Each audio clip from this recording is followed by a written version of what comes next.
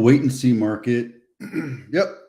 We're in a market where buyers were begging for more inventory. They were begging to have a buyer's market. They were waiting for the rates to come down. And then we give you a little bit of everything and you're still like, I don't know. What should I do? What should I do? Should I wait? Should I buy? Guys, this is a great time to buy. I know it might seem like the world is coming to an end. This is a great time to buy. I have to find that thing, that search. I'm going to bring that up tomorrow. When the market is in a doldrums, when the market is holding and days on market grow, inventory stagnates, months of inventory sit. Where am I? Am I here? Oh, I'm here. Hang on a sec.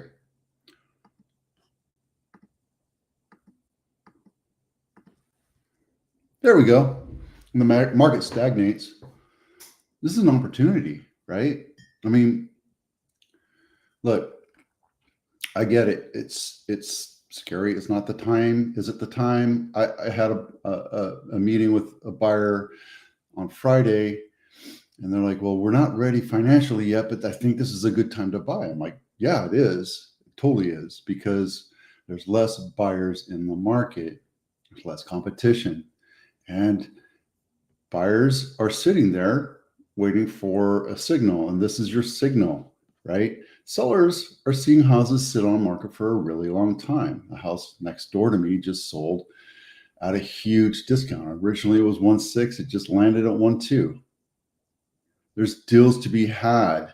Now, look, you're not going to get the perfect house. It's not going to be beautiful. It's not going to be turnkey. Houses that sit on market have something wrong with it. It's overpriced for the condition and the location, right? I don't know how else to explain it to you. There's three things that sell a house, right? Buyers will always buy a house if it's priced right, for the market, for the comps, and the location. And the condition has to be right? So this, you can read this article. It talks a lot about what's going on, and we're seeing increased contract activity as affordability improves. Now, what's affordability, right? If you live in the Bay Area, if you're not making X amount of money, you're not in the market. If you make X amount of money and it makes sense for you to buy a house, you should be buying a house.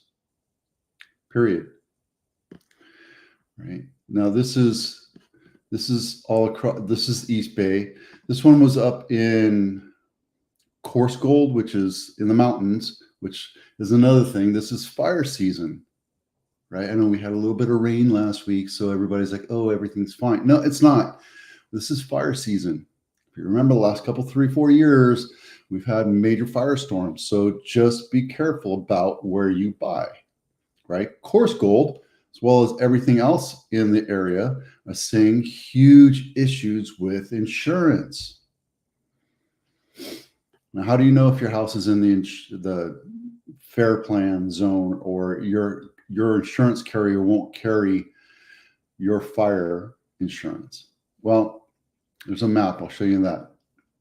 On average, 100 to 130 homes hit the market every month, but only 9 to 15 get offers. So we're spoiled here. We're still spoiled. This is still a seller's market, right? I know it's a little balanced, feels like a buyer's market. We're having to adjust price, but this is normal. This is out of the selling season. I know our selling season sucked this year because rates were high, right? Timing has just not been relevant this year. Since March, April was kind of like the peak of our market, and then it just died out because it just never happened. One, inventory, what inventory was there was kind of crappy choices, etc. And then everybody's like, oh, we'll just wait until the summer. Like, the summer's a crappy time to sell your house because the market is slow. Everybody's on vacation, right? How much is insurance going to cost you if you're in the fire zone? As high as $15,000 a month, a year. That's crazy. $13,000. So what happens if you're in the zone where your house doesn't is not covered by a standard insurance company. There's California Fair Plan, which every insurance company has to pay into to insure it, but it's at a premium because it's not a standard fire insurance policy. See the red, see the yellow, see the orange. Everything around here is all California Fair Plan. If you're in Blossom Valley, Campbell, Saratoga, in the basic Bay Area, you're pretty safe for the most part, right? I mean, there's no guarantee that your house won't burn down. We had a fire on our block just a couple years ago. It's a normal thing. It's normal for homes to burn down if you don't take care of them. So huge example of why you should be cleaning out your ducts. You should be cleaning out the air vent in your bathrooms. You should be cleaning out the ducts in your washing machine, right? And guys, especially guys, since guys are guilty of this, and I am too, if you have battery operated power tools and you leave your batteries plugged in case you need it in a couple months, that's another fire hazard, right? So anyway, let's get back into this. Fair plan, not super fair, but it allows you to get into a house if you want to live in the mountains or in the hills or something that's forested, right? Or dry grass, right? Everything up here is dry grass. People don't realize it, but it's dry grass here. This will change because this right here is being developed. And that will change eventually. But, you know, Basking Ridge over here. Yeah. And Los Gatos especially, Saratoga, Cupertino, Mountain View, Palo Alto, which we're going to go into here a little bit. It's the fair plan. So that's what this article is about. It's because if you live in the city, if you live in the country, coarse gold is like over here somewhere. You can see everything around here is fire hazard. We live in a tinderbox. There's nothing really you can do about it. You can make your house safe if you live in that area, but you still have to pay the fair plan. Just kind of part of life. Okay, Cupertino House of the Week. Olive Ave, $2.6 million. Not my listing. 3-bedroom, 1-bath, 1,000 square feet, 1944. But you're in the Cupertino School District, so that's cool. And you're close to De Anza, which is even cooler. And let's see, Cupertino Bub. That's Monte Vista right there. And that's Kennedy.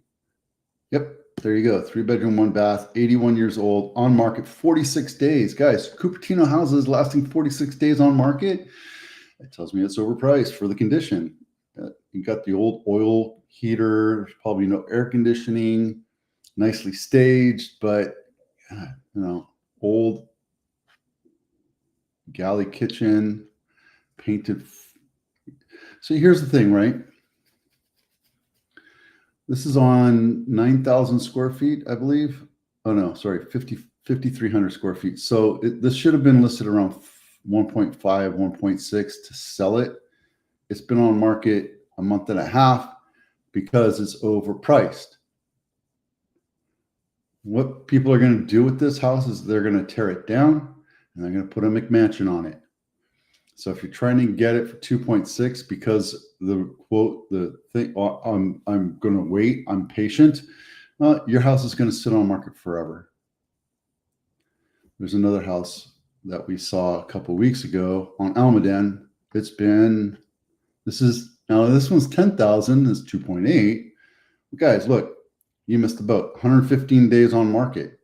It's worth the land. That's it. Your house is not going to sell because, you know, it's a 2-bedroom, 1-bath, 1,100 square feet. And by the way, it's an old curmudgeony thing. Oh, and it has an ADU. Oh, so it looks like they actually changed it. So you can actually build this. That's what they're valuing it at.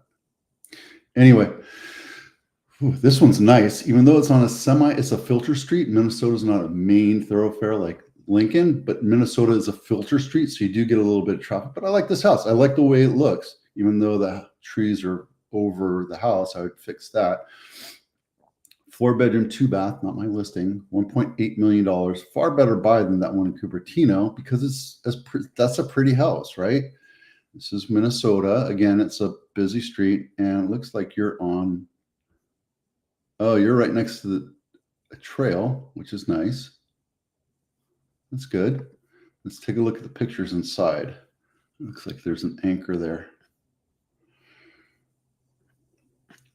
You don't need to do 15 pictures of the outside. That can be in the back end. That should have been your first picture, your second picture. And this, guys, this is what I'm talking about when I say no more than 3 things on any surface. This is Clutterville. I walk into this and I say, these guys aren't ready to sell. These guys are not ready to move. They're not ready to move. This gives me anxiety because when we close, are all these knickknacks going to be packed up by the time I'm ready to move in? No.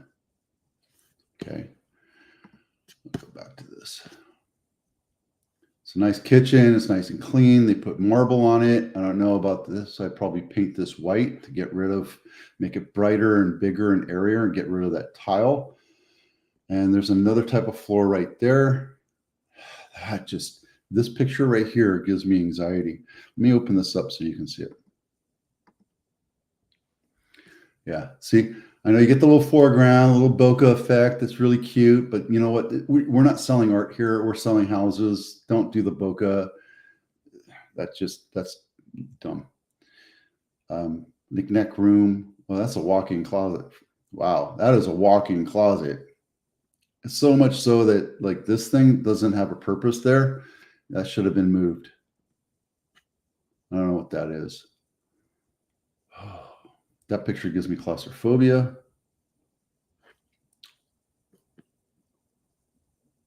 That's a REWTF right there. What the heck? And you got the little angel there. You know, that's an artsy picture. Whoever did this, the photography here needs to change that up. They need to change their style a little bit. And there's a bedroom up here in the attic that got converted. Wow, that's blue. That looks like it was a boys' room. All right. Okay, so outdoor living, nice.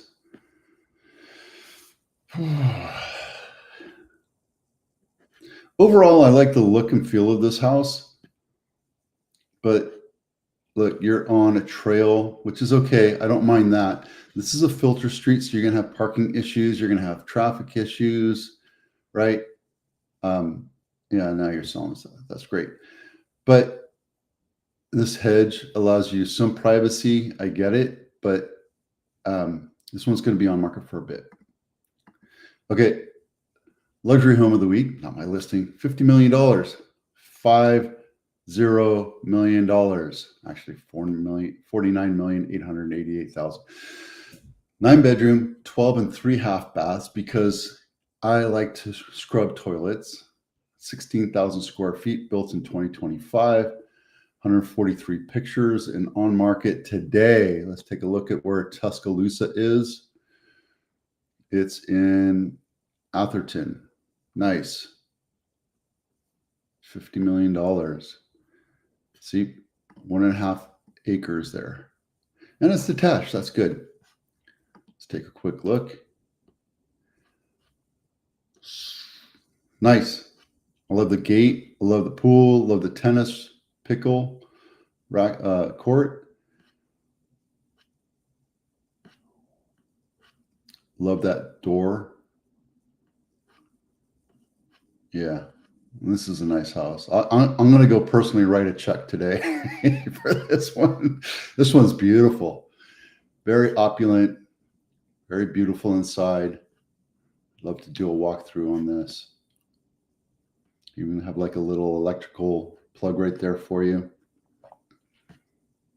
I'm going to sneeze here in a second, so I apologize. A movie theater. Dude, if you're paying $50 million, you better have a movie theater and a pool table. That pool table should stay. Ooh, I like that. That's kind of cool.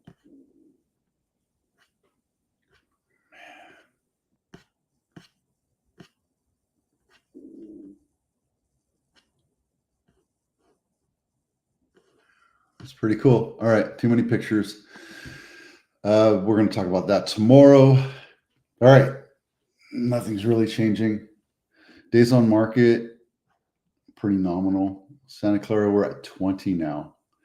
Blossom Valley is at 19. We're slowly climbing up because things are slowing down. We're going into the winter season, and it's normal for us to see this. However, there's a lot of buyers that are sitting on the fence. I'm telling you, this is a great time to buy. This is a great time to get out there, write that offer, and make deals happen. If you see houses that are on market over 30, 40, 60 days, that means houses are overpriced for the condition, the market, and the condition of the price, the condition, and the market, right? It's normal for this to happen. We're in a bubble, Santa Clara County especially. I mean, look, we're at $15 billion in sales. We've sold 6,500 homes so far this year. We were in contract with 6,500. So let's just say that 6,200 have closed out of the 9,000 that are on market right now that have been listed. We've had 6,200 sales this year so far. That's huge.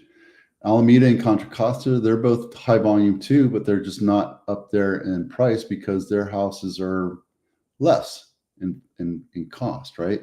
So if you want an affordable house, go to Contra Costa or go to Napa, where you can get something at 96 cents on the dollar, or San Benito, where it's 95 cents on the dollar. You're going to travel a little bit. You're going to commute a little bit, but it's affordable.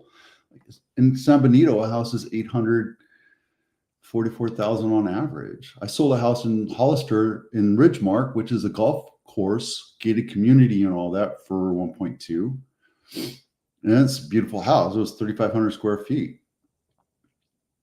It's a beautiful house. Here in Blossom Valley, we're at 1.5 on average. And again, if the house is not up to date, hasn't been maintained well, it's going to be less. House should be sold for about 1.2, 1.3. You know, I'm ready to write a check right now for $1 million, 1.1 if it's on market any longer. I've identified a house, so who knows? All right, that's it for now. Happy Monday. Hope you're enjoying the cool weather. I'm Vito with Avatano. We'll see you out there.